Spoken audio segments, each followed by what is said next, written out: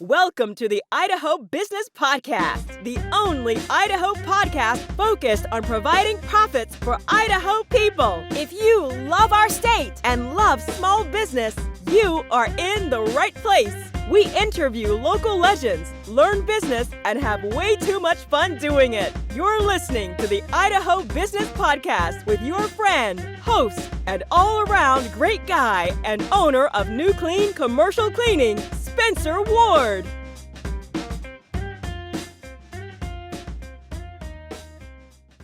All right, everyone, welcome back to another episode of the Idaho Business Podcast. We are sponsored by Sensations.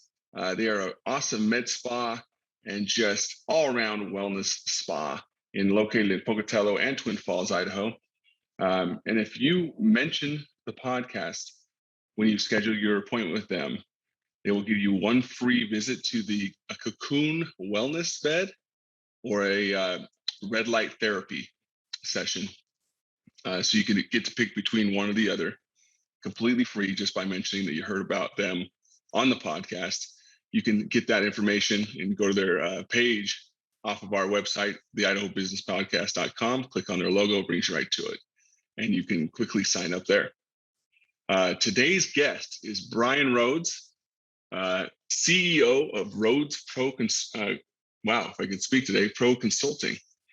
He is helping people develop and market their businesses to government buyers. This guy has gone from the private sector back to the government sector and now back into the private sector. So he's kind of seen it all. You've got your MBA from Florida Tech and your Bachelor's of Science in Business and Management from BYU, Idaho. So just down the street from you since you're in Wrigley. So that's great. Yeah. Did I get anything wrong? You've been doing this consulting thing for over 2 years now. Yeah, just over 2 years. Cool. Yeah. And there's many businesses, including mine, which you're helping me, of course, right now, that have great opportunities with the government, but they don't know where to look. And that's kind of where you come in, correct? Correct. Yeah. So while I was working with the government, I worked for Bechtel at the Naval Reactors Facility, and then I went to Honeywell and worked for the Kansas City National Security Campus. And over that 11-year span, I found that there were many businesses that did not have a good grasp of how to go after government contract opportunities.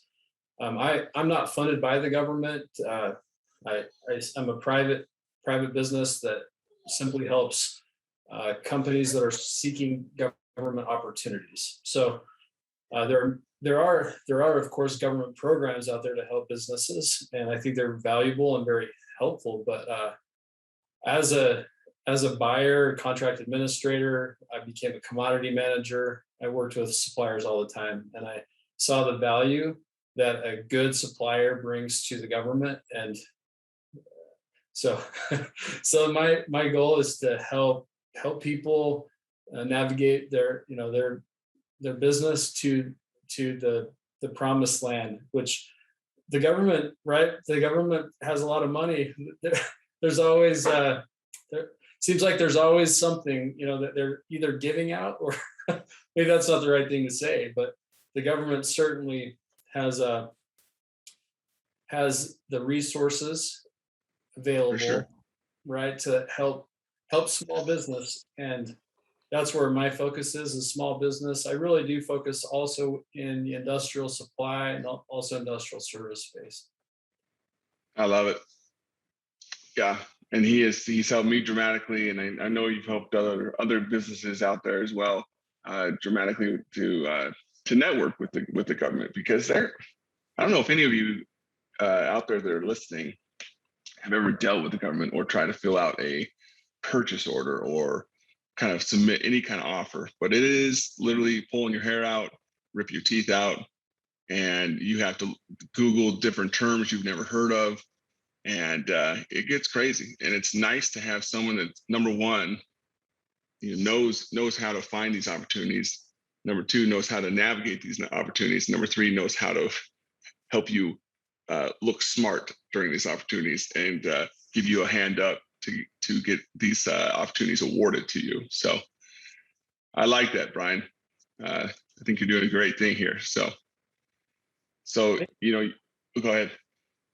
Well, thank you. I think it's been an incredible journey. I've been in business for 2 years, but really the momentum has grown over the past year.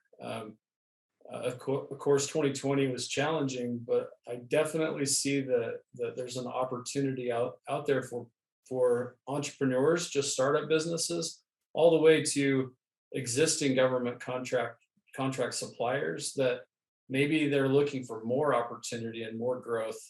And so I feel like I have the consulting experience, but now also the just the ability to help you wherever you are, to grow your business, to become. I've been just studying a little bit, and I think it's called what's the book called? Building a Story Brand, and about branding your business. We're also we're always looking for ways to not only survive but to thrive in our business, right? So as I said earlier, the government, they do have resources, and you can survive by winning government contracts. But I've also seen companies thrive, and that's my goal, is to help you grow and help you thrive, and have more opportunities to continue to grow. I like it, especially now with this economy. I think everyone kind of feels like, what's going to happen next, and correct me if I'm wrong, but I kind of feel like, hey, I think out of all the contracts out there, the government's going to be one of the ones that still continues to pay their bills and stuff like that, so Right. there's security in there. Yeah, there's critical missions out there that they're providing energy. Our fires that are happening right now, we have smoke in the air. I've been helping a few people recently find fire opportunities that are coming up. Fire, just how to fight fire. I don't know if that's the right way to say it. There's simply contracts out there for people in every area, every category, every industry.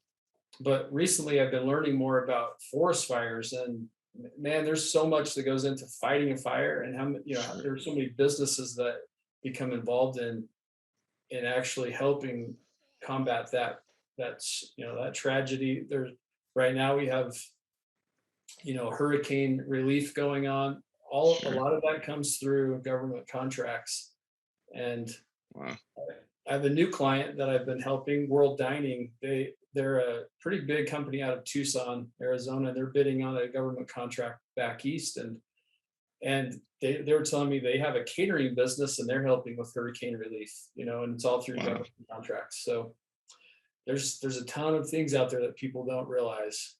Yeah, I think most people think like, oh, I've got to be some kind of contractor of some sort, or doing something that's utility based, or something specific to that type of thing. And really, there's so many opportunities out there that for any kind of business, I would imagine. So just got to look for them.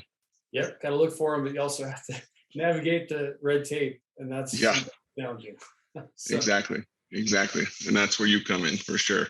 Yeah, I hope so. So that's the goal. So what's one of your biggest frustrations in the business that you've just in business in general, I guess? I think for any entrepreneur that's starting out, just the unknown, like frustration for what's, as I said, I worked 7 years in the private sector with Walmart stores, went 6 years with NRF, with Bechtel, and then with the Kansas City National Security Campus, 5 years. So I've had a lot of years working for other people, and I was told daily what I was supposed to do. Right, there was a list, there was checkoff sheets, there was a lot of processes. In my last opportunity with Honeywell, they were really good about letting me manage my business and getting things done. And I love that opportunity.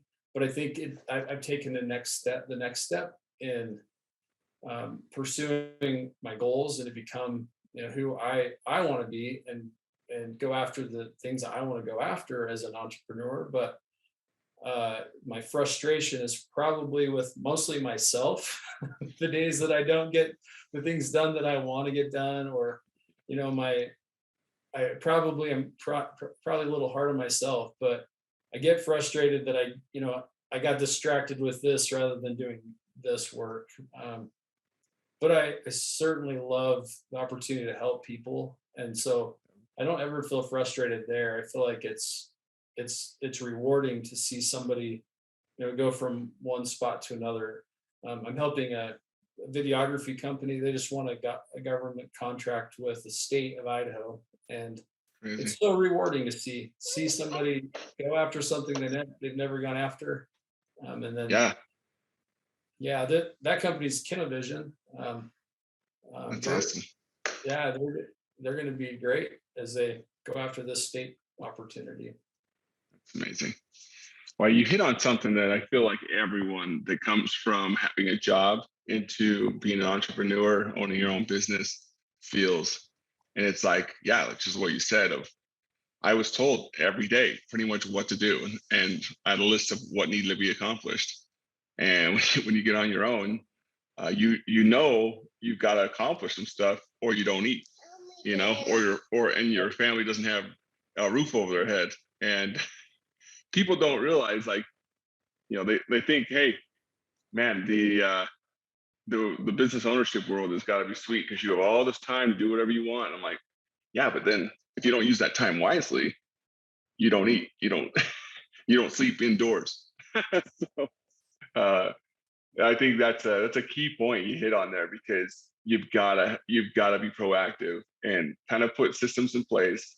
And one of my last partners when I was in real estate business, commercial real estate, he said, never prepare to get ready the day of. Like, you're preparing that day, like, okay, this is what needs to happen today. He's like, you've already kind of lost. He's like, plan the day before what you need to accomplish that following day, so you could just wake up, hit the ground running. And sometimes I'm real good at it, and sometimes I'm horrible at it. But and I see the value in doing it. But I just think it's an interesting concept when you're going from one side of the sector to now it's all on you. So. Yeah, when you have kids looking at you and they're like, yeah, Dad, I need some, this or that. It can be hard, but it is rewarding to see people grow, and I've grown as well. I feel like I've become more. Oh, there's probably a lot of things I could list. There's a lot of growth, but I don't know if I could say one thing. I have become more productive. I've become a goalkeeper, a goal setter and a keeper. I set my own goals and really strive to achieve the things I need to achieve so that I can help people. But that's fantastic. I like it. What's one of the best advice? The best advice for our audience based upon your experience? Well, I would go back to as a young man living in Ashton, Idaho, working on a potato farm. I was moving pipe.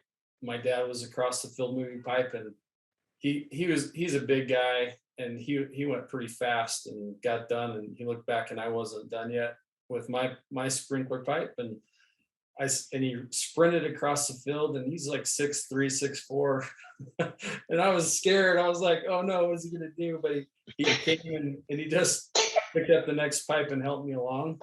And he's been an incredible example to me. But I think we've got to keep going, keep working, and help people where we can. And don't.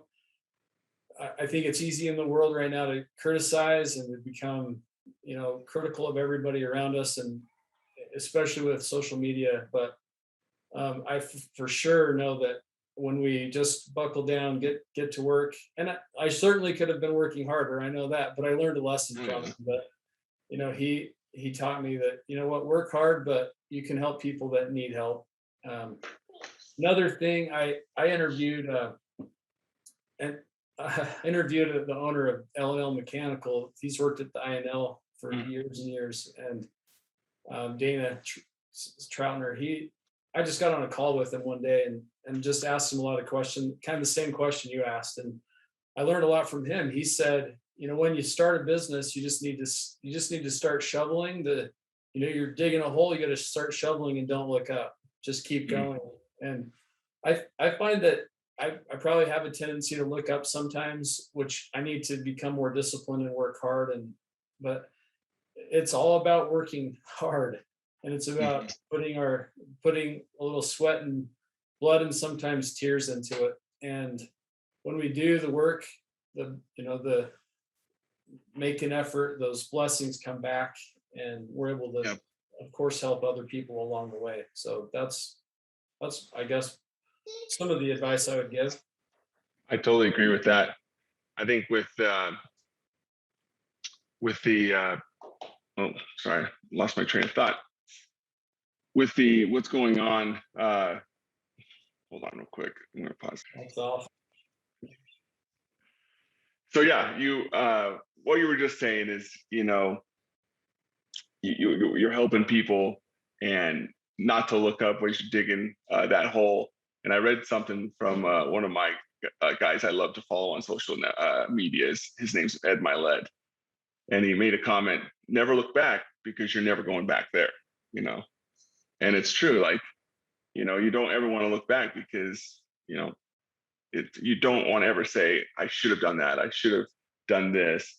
And I have a consultant as well beside you that he says, "Don't shouldn't yourself."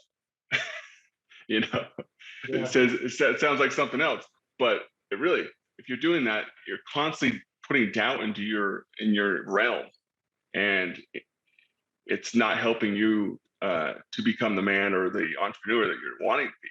So once you make a decision, stick with it and say, "Hey, I consciously made this decision to do this, and to do that. Maybe it didn't work out, maybe it did, but this is my decision." So that I like that a lot. That you just keep digging and you don't give up. So Yeah, I love that advice. So I can't take credit for it, but I'll simply share it. no, It's huge. that's fantastic. Well, let's enter into the lightning round here. We're going to finish up here. But the lightning round, we're sponsored by Dell's Outdoor Advertising. These guys have been an institution for over 60 years with digital and traditional billboard space. And they've span anywhere from Pocatello all the way to Blackfoot. And if you call Rob at Dell's Outdoor Advertising and you mention that you heard about them from the podcast, he will give you 1 month for free or your installation for free if you sign up for a 3-month deal with them. You can give them a call at 208-232-6886. Give Rob a call today. Okay, lightning round here. What's one of your favorite books or tools or software you've used recently that's kind of been a game changer for you? Books, tools, or It can be one or a few, yeah. whatever So you decide. there's a book called The Entrepreneur Roller Coaster from Darren Hardy. I love it. It's very helpful. It's been a great resource for me. I like that one. I think that's the first time that one's been brought up. That's good. Cool. What would you say would be one of the biggest myths business owners need to know the truth about? That business owners go on vacation all the time. I don't know. I think that's something I thought when I worked for the I look, and I'm sure that they went on vacation when I wasn't able to go, or they got to go on maybe a longer vacation. But the time off is different than people realize. But I definitely think there's probably more than that. Myths of, doing it all as a business owner as well. Like Mhm. you know, sure, as you grow, you can outsource and you can find people to Yeah. do some of the work that you try to do, but as a business owner, you really do have to buckle in and do it all. Yeah. I've found people that have called me and said, "Hey, can you help me with this? I want to go after it," and they have no business experience whatsoever. They just had a good idea, but for them to go out and create a business, there's a lot of, and I've had people, I have neighbors, I have friends that I've tapped into. I have a great friend that's an accountant that, like, hey, can you just help me with this? I just need to get going. So uh, I like it. I think the myth is it's oh, that's easy. Well, it's not. So it's I not like easy. it. Yeah. Well, what was one question I should have asked that I didn't?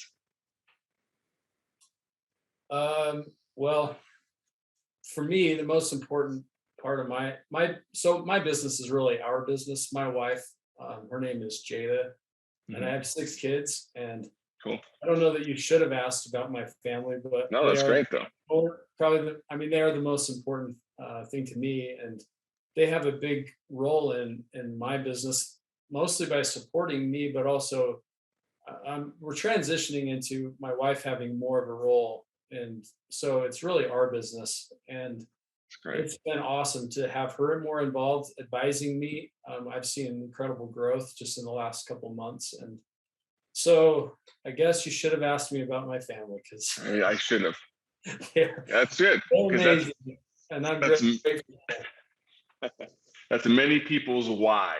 I like to understand people's why they do what they do, why they put themselves through the torture of starting up a new business. But everyone has their own why, and Yeah, mine's the business. I mean, mine's my family, and I'm guessing is that kind of what yours would be too, right? absolutely. Yep, my youngest is 9 years old, and my oldest is 21, and my oldest is having a oldest daughter. Got married last November and having a baby, so I'll be a grandpa, and it's Wow. unreal. I can't believe it, but I, that's going to be an amazing blessing. So that is my why. It's Love. about having uh, more freedom, of course, to be able to do the things I want to do to help people, but also be with my family when I want to be with my family. Exactly. I love it. And that's what it's all about. If you're a business leader, or if you're a manager or an owner, you know, we're only on this earth for a certain period of time, people. And if you can't enjoy your time here with the money you have now, or the money you want to have later, like I've said this over and over again, but it can't be happy when you have little to none money. You're not going to be that much happier when you have more money. Sometimes it's the opposite even. So I like that. That's what people really need to realize, is that you do these things for a reason. And it should be a real good reason to keep you getting out of bed every morning to do these things, and especially the things you don't want to do. So, Yeah. well, perfect. I appreciate you being on the show with us today, Bryan. Um, those that are listening. Oh yeah, sorry, I Happy to keep have cutting the you. opportunity. Thank you. I'm sorry I cut you off. No, I'm horrible at cutting other people off. So, but those that are listening and thinking, man, I'd love to reach out to this guy. I think he could help me in my business. What would be the best way for people to reach out to you and get in contact with you in your business? I would say first call 208-360-5008, or email me, Bryan at rhodesproconsulting.com. I do have a website. It's under construction. It's up, it's listed, but I'm always changing things. I'm always trying to improve. So Sure. got some changes happening soon there, but yeah, those are 3 places you can go to reach out to me. That's awesome. Well, again, thank you Yeah, very much. And to all those that are listening, continue to hang in there. Not just hang in there, just make every day the best. Things happen, bad things happen, good things happen, but stay positive. Stay away from those negative people. and go out and conquer your day. Until next time, continue to share your favorite episodes with your friends and family, and let's continue to grow this thing. And if you want to be a guest on the show, go to the idahobusinesspodcast.com and sign up there. Thank you all, and see you later. Congratulations on spending a couple of minutes getting a little bit smarter, having some fun, and supporting the Idaho business community. If you're feeling the love, make sure to subscribe, rate, and review on iTunes, Stitcher, or wherever you are.